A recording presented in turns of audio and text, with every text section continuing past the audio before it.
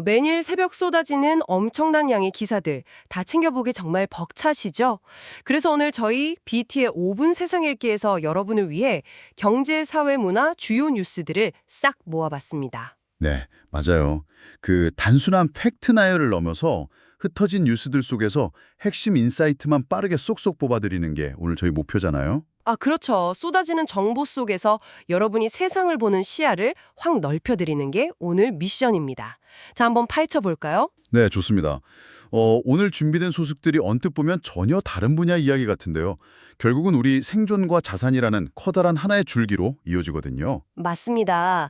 가장 먼저 눈에 띄는 게 경제 통계였는데 대기업 월 평균 소득이 사상 처음으로 613만 원을 넘겼습니다.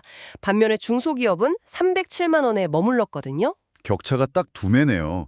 이게 역대 최대 폭인데 사실 이게 그냥 월급 액수 차이로 끝나는 게 아니잖아요. 그러니까요. 이 끊어진 사다리 현상 때문에 2030세대 투자 방식이 엄청 극단적으로 변하고 있습니다. 네, 여기서 흥미로운 부분은 이겁니다. 30대는 코스피, 20대는 코스닥 시장에서 그 지수 변동폭의 두 배를 추종하는 고위험 레버리지 ETF에 엄청 몰리고 있어요. 그러니까 수익도 두 배지만 손실도 두 배가 되는 엄청난 위험을 기꺼이 감수하고 있는 거네요. 맞습니다. 근로소득만으로는 자산 증식이 어렵다는 청년층의 절박함이 투영된 결과라고 볼 수 있죠. 이런 절박함이 최근 주식시장 룰을 둘러싼 이슈와도 맞닿아 있는데요. 야당 주도로 자사주 소각 의무화 상법 개정안이 법사위를 통과했잖아요. 네, 이게 기업이 사들인 자기 주식을 없애버리면 시중에 유통되는 주식수가 줄어드니까 주주들 입장에서는 환영할 일입니다. 반면에 기업 측은 적대적인 소합병에 맞설 경영권 방어 수단이 사라진다면서 되게 강하게 우려하고 있는 팽팽한 이슈죠. 이 주주 가치와 기업 거버넌스의 충돌을 진짜 극적으로 보여주는 게 고려아연과 영풍에 다가오는 주총표 대결 전망이에요. 그렇죠. 16조 원대 매출에 사상 최대 실적을 낸 고려아연과 3년 연속 수천억 원대 적자인 영풍이 맞붙게 됐는데요. 주주들 입장에서는 어느 쪽이 내 자산을 지켜줄지 냉정하게 판단해야 하는 시험대에 오른 겁니다. 자산을 지켜야 하는 게 꼭 개인만의 문제는 아니잖아요. 국가 경제 버팀목인 수출 전선에도 큰 비상이 걸렸습니다. 네, 미국 트럼프 행정부가 연방대법원 제동에도 불구하고 무역법 301조와 232조 카드를 다시 꺼내들었죠. 이게 진짜 강력한 독자적 관세 무기인데 당장 우리 주력인 자동차나 반도체 산업이 직접적인 타격을 받을 우려가 커졌어요. 맞습니다. 미국이 이렇게 제도적 국경을 높이고 있다면 동남아시아에서는 보이지 않는 감정적 국경이 세워지고 있습니다. 이것을 더 큰 그림과 연결해보면 글로벌 시장의 경계가 얼마나 예민하게 재편되는지 알 수 있죠. 최근 데이식스 공연에서 불거진 관객 비매너 논란 말씀하시는 거죠? 네, 바로 그겁니다. 그 논란에 일부 한국 누리꾼들이 인종차별적 발언으로 대응하면서 사태가 걷잡을 수 없이 커졌잖아요. 인도네시아나 태국 등에서 연대가 결성되더니 급기야 삼성전자나 올리브영 같은 특정 한국 브랜드에 대한 대대적인 불매운동으로 번지고 있더라고요. 단순한 팬덤 마찰이 아니라 지역 정체성을 기반으로 한 디지털 민족주의로 비화된 겁니다. 기업 입장에서는 감정적 연대가 얼마나 큰 리스크인지 실감하게 되는 대목이죠. 물리적 국격이암, 디지털 국경이 동시에 요동치는 격변기네요. 그런데 여기서 정말 흥미로워집니다. 기술 발전이 인간 지식의 경계마저 허물고 있거든요. 대표적으로 KBS를 비롯한 지상파 3사가 오픈 AI를 상대로 저작권 침해 소송을 제기했죠. 방송사들이 수십 년간 막대한 인력과 비용 들여서 만든 지식 자산을 AI가 무단으로 학습했다는 거잖아요. 기술 혁신이라는 명목으로 일자리까지 위협받는다는 불안감이 커진 거죠. 하지만 산업 전환이 꼭 일자리 소멸만 뜻하는 건 아닙니다. 기후테크 분야, 즉 기후테크 쪽에서는 향후 10년간 약 11만 8천 명의 새로운 일자리가 창출될 거라는 긍정적인 전망도 있어요. AI가 가져가는 일자리를 기후기술이 채워주는 셈이네요. 이렇게 일자리의 진정한 가치를 생각하다 보니까 오늘 접한 뉴스 중에서 제일 마음이 따뜻해졌던 기사가 생각납니다. 그 열차 정비사님 이야기죠? 네. 어떤 승객이 기차 변기 오물통에 1,200만 원짜리 금팔찌를 빠뜨렸는데 정비사님이 무려 40분 동안 맨손으로 좁은 통을 뒤져서 그걸 찾아내셨어요. 정말 대단하시죠. 타인의 소중한 것을 찾아주기 위해 기꺼이 오물통에 손을 넣는 헌신은 기술이 아무리 발달해도 흉내낼 수 없는 영역입니다.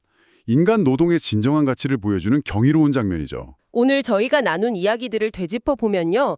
양극화부터 무역전쟁, 그리고 AI 시대의 저작권 충돌까지 이 모든 게 무슨 의미일까요? 결국 멀게만 느껴지는 뉴스들이 여러분의 자산과 일상에 직결되는 문제라는 겁니다. 맞습니다. 그래서 마지막으로 시청자 여러분께 이런 질문을 남겨보고 싶습니다. AI가 인간의 지식마저 순식간에 학습하는 시대입니다. 오물통을 맨손으로 뒤져서 타인의 자산을 지켜낸 그 정비사님처럼 고도화된 기술이 결코 대체할 수 없는 여러분만의 비정형적인 가치는 과연 무엇인가요? 한번 고민해 보시면 좋겠습니다. Welcome back to BT's 5-Minute World Reading. I'm BT, and I've scoured the morning papers for you to pull out the signals that actually matter for your day. Yeah, saving you the doom scrolling. Going through today's stack, there's a really distinct theme emerging. It's basically survival of the fittest. We're seeing it everywhere, from individual investors to corporate boardrooms and, well, the global trade map.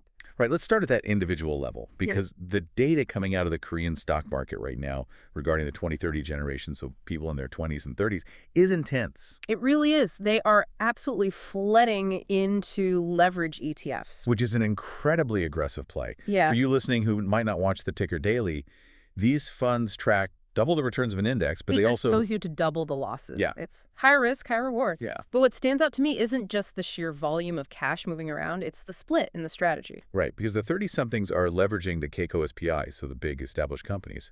But the 20-somethings, They are going all in on KCHU leverage. which is tech-heavy and notoriously volatile. It really begs the question, why is the younger demographic taking on the mathematically riskier bet? It's not just blind risk-taking. I mean, it's desperation. If you look at the new wage data, we're seeing a record great divide. The average wage at a large conglomerate has finally broken the 6 million won mark. Wow. Yeah, but small and medium enterprises are totally stuck at half that, around 3 million won. So if you're pulling in 3 million won, that traditional ladder where you work hard at an SME and slowly climb your way up, it just feels broken to them. Broken is putting it mildly. If you're in your 20s making 3 million won, saving your way to wealth feels mathematically impossible. This high-wire act with leverage ETFs isn't a casino to them. It's a completely rational attempt to condense 20 years of asset building into a few lucky months. They jump because they feel they can't climb. That is a bleak but really clarifying way to look at it. Speaking of money and rational choices, let's pivot to the corporate side. We've got this massive proxy war heating up ahead of the upcoming shareholder meetings between Korea Zinc and Youngpong. This is going to be a classic test case for the market. Usually you hear these boardroom battles framed as governance versus management. But in this deep dive into the filings, it's really performance versus slogans. The numbers are incredibly lopsided. I mean, Korea Zinc is posting record sales, right? No. Nearly 17 trillion won. Exactly, 17 trillion. And you contrast that with Youngpong, who are currently bleeding cash, 3 consecutive years of losses, plus they've been hit with environmental sanctions. Right. Yet Youngpong and their private equity partner, MBK, are trying to rally the shareholders by shouting about governance reform. Which is a tough sell. You're asking shareholders to fire the team, making record profits, to hire the team that's actively losing money. That's the brutal reality of the market. Cash is king. Shareholders tend to be highly pragmatic, not ideological. They're likely going to side with the team actively filling their wallets, Korea Zinc, rather than the one promising abstract reforms while their own house is literally on fire.